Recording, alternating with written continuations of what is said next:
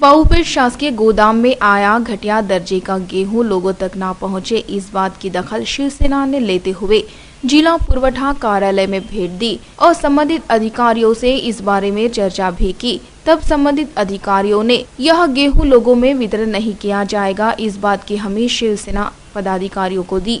फिर भी दीपावली के 15 दिन पूर्व ही घटिया दर्जे का गेहूं कंट्रोल के माध्यम से लोगों तक पहुंचाया गया है।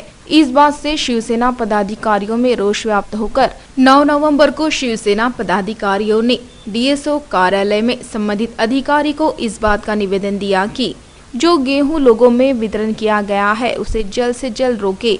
जिन दुकानदारों को यह गेहूं वितरण किया गया है उन्हें कार्ड धारकों को गेहूं वितरण न करने के निर्देश दिए जाए। इस वक्त उप जिला प्रमुख किशोर जोरगेरवार, युवा सेना उप जिला प्रमुख राहुल बेले, नीलेश बेलखेड़े, उप शहर प्रमुख सूरज घोंगे, सुजीत पिंपर शेंडे, गिरीश कटारे, शिवसेना शहर प्रमुख सुरेश पचारे, भारतीय विद्यार्थी सेना जिला प्रमुख संदीप गिरे सहित शिवसेना के सभी पदाधिकारियों की मौजूदगी होकर इस वक्त कहा गया कि यदि यह वितरण न रोका गया तो शिवसेना आंदोलन का मार्ग अपनाएगी। जिल्हा पुरवठा अधिकाऱ्याच्या माध्यमातून जो कंट्रोल मध्ये गहू आलेला आहे तो अतिशय सडका आहे। शिवसेनेने 20 दिवसापूर्वी त्यांना निदर्शनास आणून दिलं, तरी तो आमचं ऑब्जेक्शन असताना लोकांच्या खाण्यायोग्य नसताना सुद्धा त्यांनी कंट्रोलच्या मार्फत वाटप करण्याचं काम सुरू केलेलं आहे। हे जेव्हा आमच्या लक्षात बाब आली, आम्ही ताबडतोब जिल्हा पुरवठा अधिकारी यांना भेटलो, त्यांना सांगितलं आणि त्यांनी मान्य केलं की हा जो गहू आला होता हा सडका आहे, खाण्यायोग्य नाही आहे, म्हणून त्यांनी शासनाशी पत्रव्यवहार सुद्धा केला। परंतु निगरगट्ट जे शासन आहे, जे लोकांच्या जीविताशी खेळणारा आहे, त्यांनी हा गहू वाटप करा असं त्यांना तोंडी आदेश दिले। आम्ही सांगितलं त्यांना की हा गहू कदापि तुम्ही वाटप करून लोकांच्या आरोग्याशी खेळू नका। जर तुम्ही वाटप करण्याचा प्रयत्न कराल तर शिवसेनेच्या पद्धतीने आम्ही आंदोलन करू आणि जे वाटप करणारे अधिकारी आहे त्यांच्यावर आम्ही गुन्हा दाखल करू। आज आम्ही डीएसओ यांच्याशी खराब गव्हाबद्दल चर्चा केली। मागे डीएसओशी चर्चा केली त्यावेळेस त्यांनी सांगितलं होतं 180 पोते आम्ही साईडला ठेवलेला आहे आणि हे खराब आहे, पूर्ण रॅक खराब आहे, त्याच्यामुळं आम्ही हा गहू वाटणार नाही हे आमच्याशी।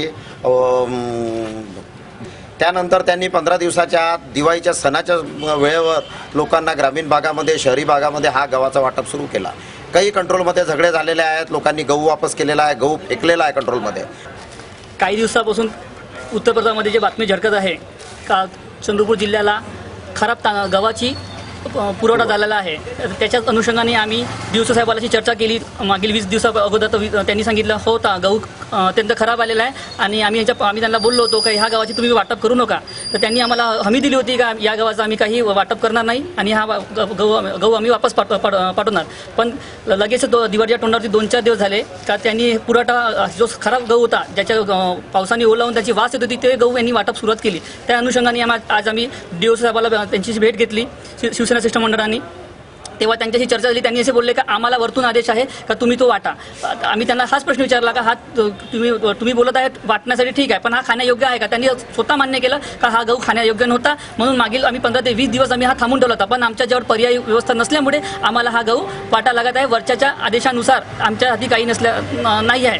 त्याच्यावरती आम्ही बोललो की तुम्ही हा त्वरित गहू वाटा बंद करा, नाहीतर अन्यथा शिवसेना आपल्या याच्यानी आंदोलन करणार, याचे जिम्मेदार